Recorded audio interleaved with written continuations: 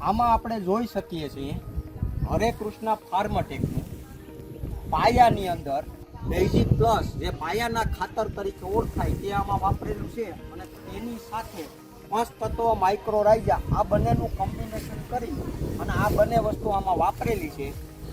આમાં આપણે ડિફરન્સ જોઈ શકીએ છીએ. સામતવાટિયા હરે કૃષ્ણ ફાર્મટેક વંથલી તાલુકાના કણજડી ગામે ત્યાં એક એક્ટિવ ખેડૂત તેનું નામ છે દેવાઈભાઈ નાથાભાઈ. ત્યાં 23 વીઘાનું જે જીવી મગફળીનું વાવેતર થતું હતું ત્યાં આપણે હરે કૃષ્ણ ફાર્મટેકનું જે પાયાના ખાતર તરીકે ઓળખાય છે, જે બેઝિક પ્લસ તરીકે જે ઓળખાય છે અને તેની સાથે 5 તત્વ માઇક્રોરાઇઝા આ બંનેનું કોમ્બિનેશન કરી અને આપણે ડેમો કરેલો હતો. હવે આજે 20 તારીખ છે, 20/8/2026 ના રોજ મેં ત્યાં એક્ટિવ ખેડૂત છે તેની આજે હું વિઝિટ કરી છે.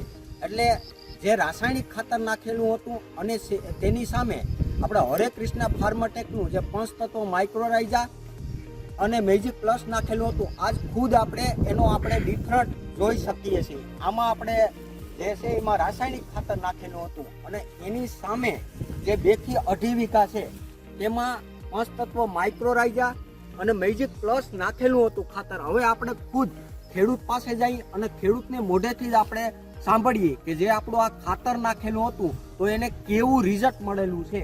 ભાઈ નમસ્તે, તમારું નામ?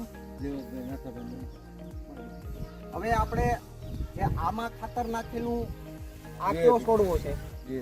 આમાં ભાઈનો જે ડીએપી નાખેલું છે 22 થી 23 વીઘા આમ જોઈ શકીએ છીએ.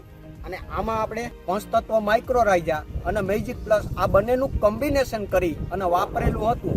તો આમાં અત્યારે કેવું દેખાય છે ભાઈ? સારું દેખાય છે.